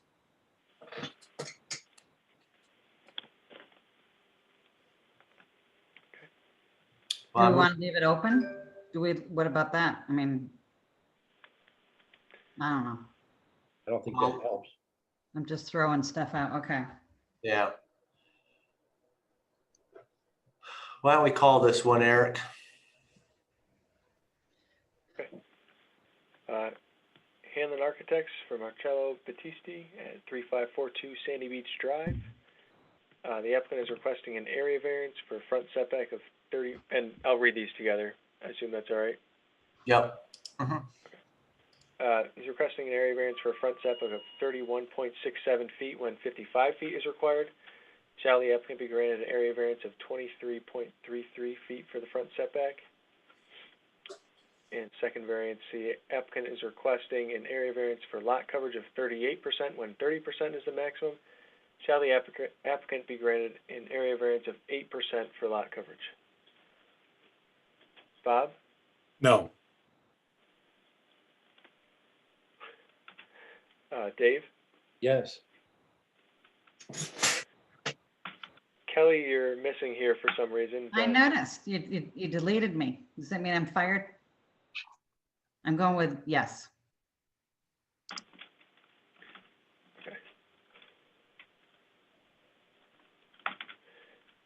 Chip? Yes. Terrence? No. So the board's decision is based on the descriptions and drawings provided to the development office on the dates that Eric will fill in and the information provided in the public hearing. The board has determined that the benefit to the applicant does not outweigh the detriment to the neighborhood or the community, therefore the variance is granted. This variance request required a supermajority because of a recommended denial by the Ontario County Planning Board. And the board determined that the applicants did not provide sufficient reasons or evidence to warrant granting this variance. In particular, the board sought additional information regarding lot coverages of neighboring parcels and whether other lot coverage variances had been granted in the neighborhood, and was unable to vote affirmatively on the application due to a lack of sufficient information.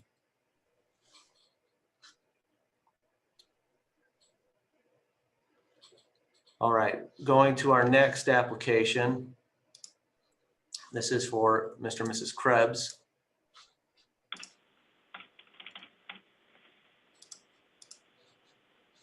Properties at 3528 Sandy Beach.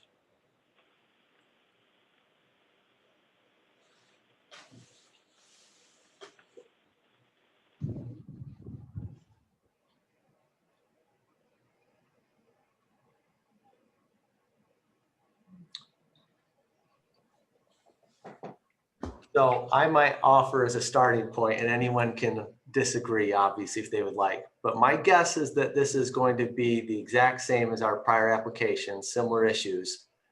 But given that there's no requirement for 4, this application would likely go forward.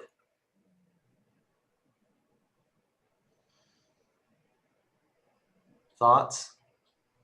What type of materials is he using? It's decking, like a stone, or what was it? I didn't read it. I don't know that that was ever addressed, to be honest. Well, I asked if it was a ramp, and I thought he said yes, but then he was saying deck, so I don't know. Well, no, it's definitely a deck. It's a, 12 foot by 25 foot, Right. Pretty sizable deck. I mean, clearly you want them to have accessibility from a handicap perspective, but is it more of a ramp or is it more of a, a deck? So that's what I was confused by.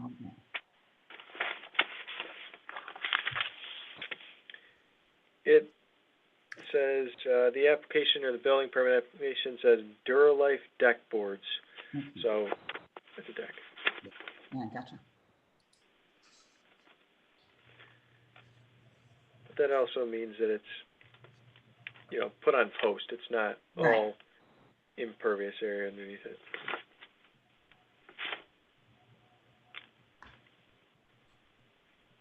How close is it, by the way? I was looking at the drawing. I mean, it looks pretty tight over on that one side. Looks like the house next door is almost right on the line. I just, from a fire perspective, there should be plenty of room in there, right? Or no? So 10 feet for this lot to the north. I mean, this lot boundary might be off a little bit, as shown on Encore. I mean, there's a fence that is likely the boundary line, but it's tough to say. Yeah, okay, there you go. This little jut out is kind of the property line to the fence. Gotcha. So it's a little bit more than it seems online. Okay. I thought looked like it was kind of odd because it didn't look that way when I went down there.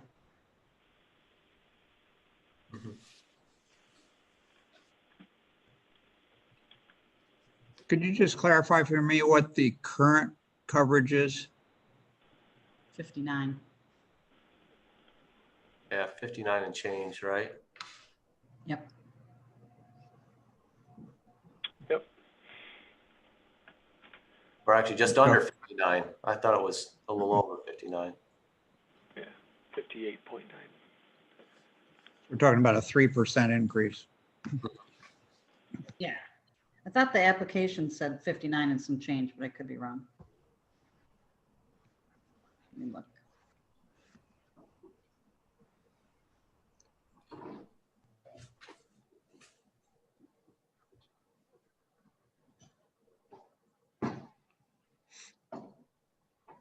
Yeah, the challenge with these sometimes is, the variances from what is permitted. So when people go back and look at it, they'll see a 62.7% lot coverage when 40 is permitted at 22.7 variance. Well, like Chris always says, there's no precedent. You approve it based on the application before you.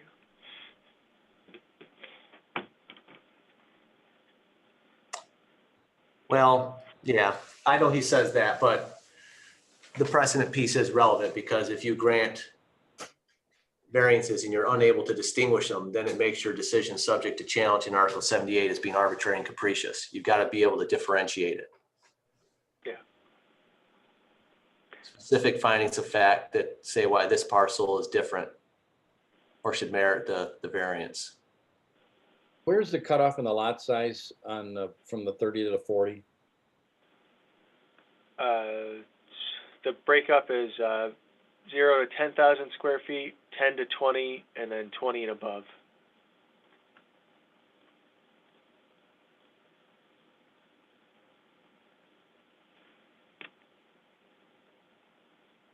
Did we ever hear from the neighbor to the north?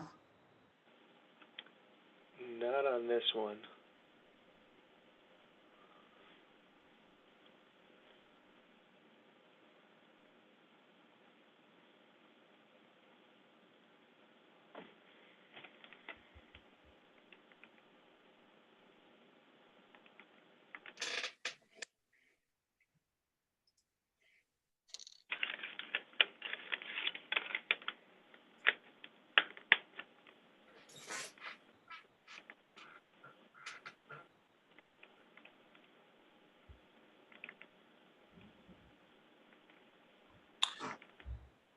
Any other discussion?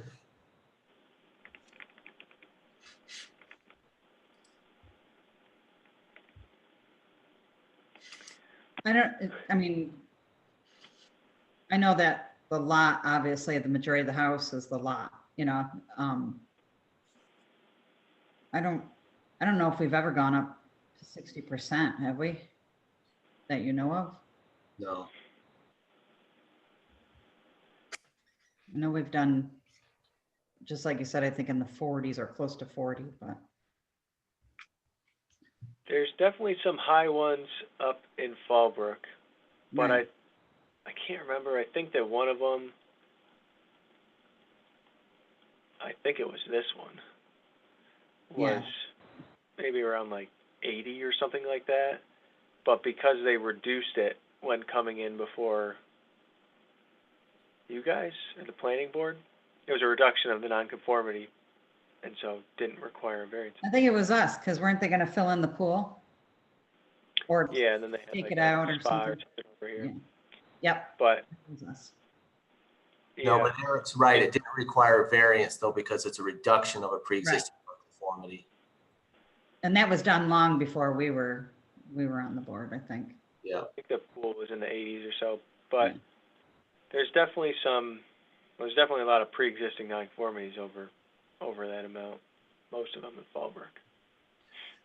Well, that's the whole neighborhood, you know, and that's the whole issue with what we're trying to deal with, right? The town board looks at these issues and says, okay, there's all these homes that are larger on the lakefront than what we would like, because we're trying to reduce the, you know, impact on the lake. So, you know, those are pre-existing nonconformities in the New York state law. You have the right to maintain them, tear down and rebuild as long as you don't expand the footprint.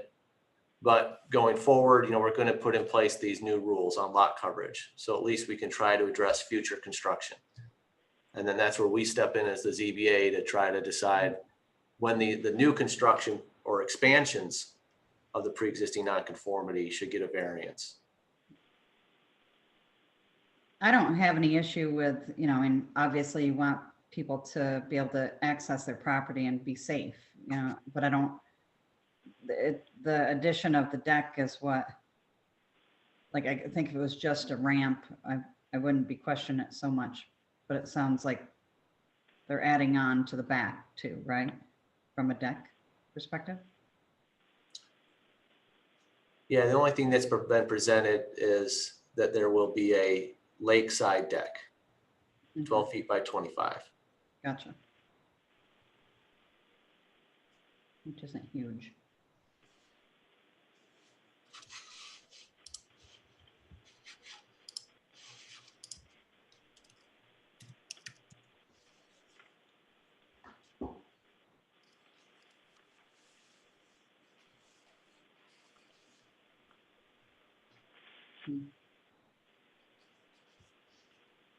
Should we vote, or do you want to discuss? Anybody?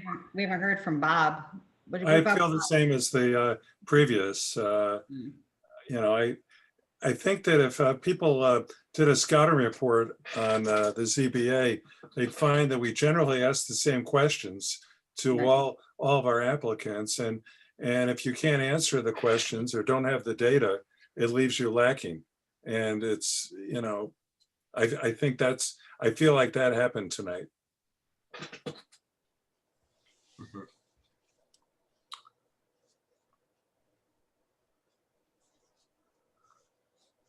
But as in all things, there are different procedural rules, and this application gets the benefit of only needing one variance. Right, that's true. Ontario County Planning doesn't really look at it, and they only need 3 votes. Yep. And then Ontario County Planning automatically denies everything. Yeah. So let's go ahead and vote on this one. I think we're ready. All right.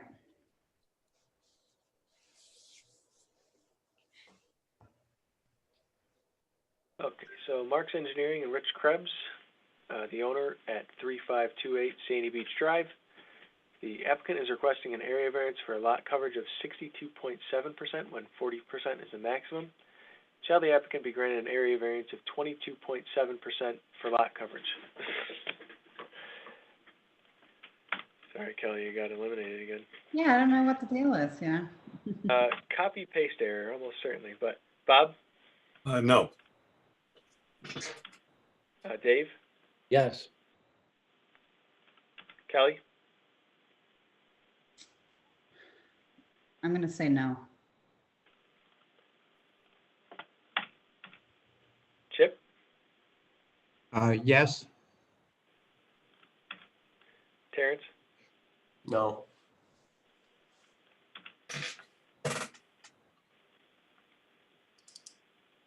See, I called that one wrong, Kelly. So yeah, there you go. Our decision is based on the descriptions and drawings provided on the dates that Eric will fill in that came to the development office.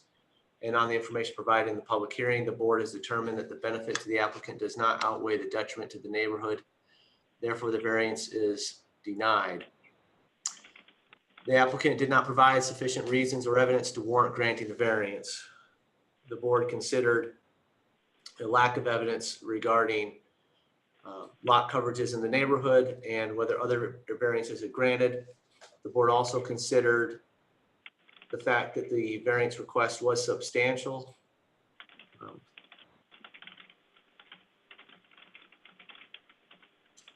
And we'll probably leave it at that.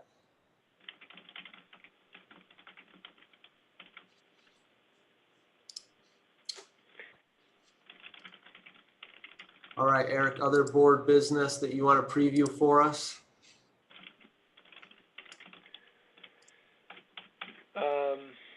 Well, actually, let me make my motion on minutes first.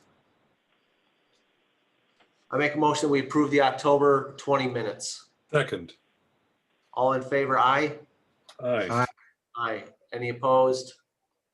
Okay, the minutes are approved. Thank you, Eric, for putting those together. I think that the water course setback you guys actually looked at last month, I thought. But in any event, it's the ordinance committee has put together a proposal. The current code reads, a 100-foot setback is required from any stream that carries water 6 months out of the year, which we don't keep track of. We are clarifying that to say any regulated stream by New York State DEC. So they have maps, we can use theirs as a reference, and that's what the proposal does. So we don't have to get into a subjective measurement of, well, I guess it would be objective, but a measurement that nobody's done about how often the creeks and streams and all that stuff flow in the town. Do you guys have any issue or comments on this local law?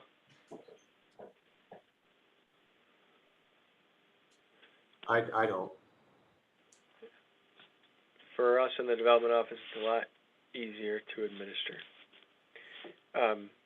It had only come up one time when somebody had challenged us. Like, oh, you're right there. So we decided to clarify it after that. Beyond that, I don't have anything more for you guys. The town is preparing a comprehensive plan, as we have been for almost 2 years now. If you haven't seen it, it is available on the board site. Please feel free to take a look and, should be right here, provide any comments to us. As far as applications for next month, there is an application on Emerson Road for a second driveway. I actually still need to clarify that that's required.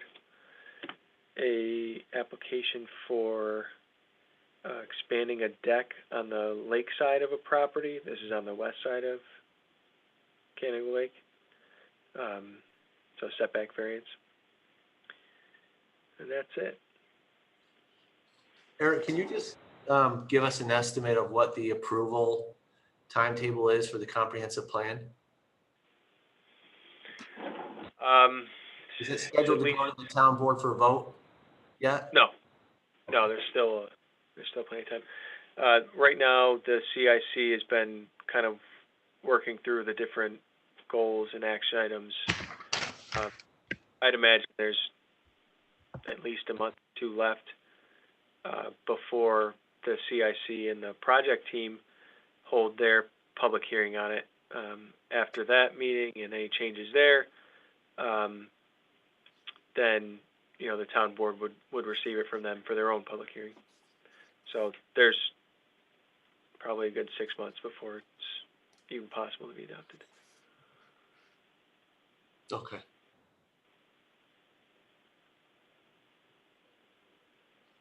All right. And then you want to preview December for us? Obviously, we've got the use variance still. Just as I said a second ago, we have a variance for a second driveway on Emerson Road. And Sorry, did I just totally space out when you did that? Yes. Yeah. You were so dumbfounded at my answer that you were still trying to. I got distracted looking at the comprehensive plan. Don't repeat yourself for my benefit. That's fine. That's fine. Okay. Terrence, I guess one question I had, I think it looks like maybe we need to emphasize more when people are coming in with applications to have them get more information about the variances in their area. I think it would have been a lot easier tonight to have discussed those two properties in Sandy Beach. Yeah. I would agree. Write it in capital letters instead of or underline it or Well, something. that's why, I had a problem. I mean, 60% is a lot for, I don't care where you are. I mean, I know that's a troubled neighborhood, but that's, if at least we had some idea of what, I don't know. I think it would have helped a lot. Yeah. And in the hands of some of the veterans, Rocco, his son, all these other people, they know how to walk people through. They have the answers, and they have a definite advantage because they've been through it before, and they can almost predict what we are going to ask. Well, that Jay Harris guy, he knows. I mean, he's been around for quite a while. I mean, I'm surprised he wouldn't have advised, his client to get that information or even have that information, So yeah, I agree with you, Bob, but I think, I don't know, I don't know. I thought that would be pretty standard, but it's not apparently. Well, I think I agree with Chip, what you said. We've got to get the word out to people though, because they've got to sell what they want, and the burden is on them to do that. And I thought tonight was lacking with presentation. But we've talked about this in the past though, and we've said this, and I know that, Eric tells them, but they just, I don't know, they choose not to do it. So I don't know. Yeah, I do tell them whenever somebody comes in how to make their application stronger, right? Including looking for previous variances that have been granted, or using Encore essentially to go online and check. The use one, I went wild on that. I spent an hour going through stuff. I was going to quote Jones versus Oneana, and I had all this stuff. I mean, I went wild on that because it kind of brought back some memories of the training I had. And I said, maybe someday I'll be involved in one of these. And I never did. So I went back over all my old notes and I did all this stuff because I couldn't believe them. I'm not sure that they would have been sound on any 1, 2, 3, or 4. But well, I was surprised they went for a use variance instead. Yeah. That was kind of shocking. To be clear, I did advise them at the difficulty of granting a use variance, and that all 4 of those factors had to fall in their favor. And we requested financial information, and that's what they came back with. Which is really not even appropriate, right? I mean, technically for that property, I don't know. I mean, it doesn't seem like it applies, in my opinion. But. Yeah, that one was just unfortunate because Wendy obviously did not understand requirements for use variance. And, I get that. She's an architect. Does great work there. But I mean, when you say on the first requirement, we're not submitting any financial information. Right. I mean, yeah. Where are you going? Exactly. But so in the future, I will try to emphasize further with applicants, how to make a strong application, make an application that the zoning board is willing to make a decision on. Without that information, you guys really can't support your decision, like you said. That said, December's kind of my last month here. I'm Ah. leaving the town and moving to Buffalo. Oh. I don't know if I mentioned it last month. No. I knew that. Oh, I didn't know that, Eric. Where are you moving to in I didn't Buffalo? either. On Richmond in the Elmwood Village. Okay. So Well, yeah, my what's girlfriend taking- lives there now, and What's taking you to Back Buffalo? and forth. a girl. A girl.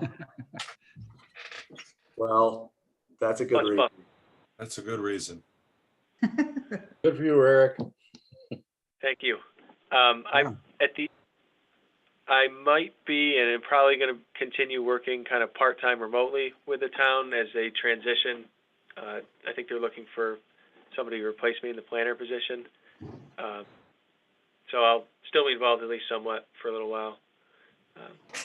But it's been a pleasure working with everybody here. All the same. It's been awesome, Eric. Yeah, Thank you. Been a great help to us. absolutely. Thank you guys for the experience. Yeah. We'll miss you. I'm starting to get a little introspective though. This year, we've driven away our council and our planner. Right, Yeah, yeah. right. What are we doing? Yeah. It's been an unusual year all over for everything, so.